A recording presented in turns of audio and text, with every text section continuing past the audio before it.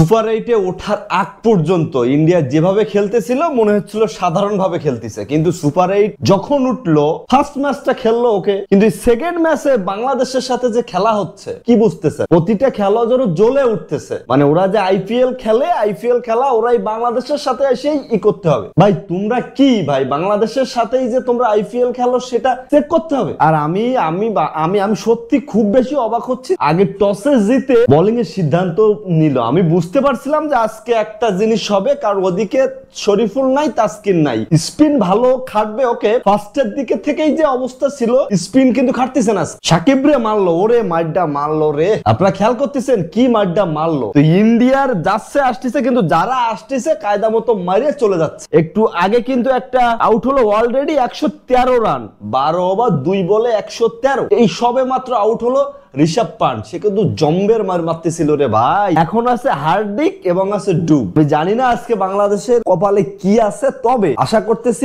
যতটা খারাপ হওয়ার কথা ছিল হবে না, কারণ রিশাদ হোসেন কিন্তু ভালো বল করতেছে এবং দেখা যাক। হ্যাঁ, মুস্তাফিজ যে আইপিএল থেকে ভালো খেলে আসছে এবং গত ম্যাচগুলোতেও সে খুব ভালো বোলিং করছে। এখন তার যে অবস্থা ভাই রে ভাই, আমার কি যে লাগতেছে যে মুস্তাফিজ ইন্ডিয়ালারা মুস্তাফিজকে চিনে ফেলছে, যে মানে কিভাবে বল করে অবস্থা আমি জানি না আজকে কি হবে। তবে আজকে বাংলাদেশ যদি জেতে তাহলে লাস্ট ম্যাচটা জিতলে আমাদের একটা আশা থাকবে, কিন্তু আজকে যদি হেরে যায় ইন্ডিয়ার সাথে আমরা কিন্তু সেমিফাইনাল খেলতে পারবো না। তো সবাই একটু দোয়া রাখবেন, আশীর্বাদ রাখবেন যাতে করে বাংলাদেশ ভালো খেলে। মাহমুদুল্লাহ কিন্তু 1 ওভার 4 বল করে 7 রান দিয়েছে, খুব ভালো করছে বল।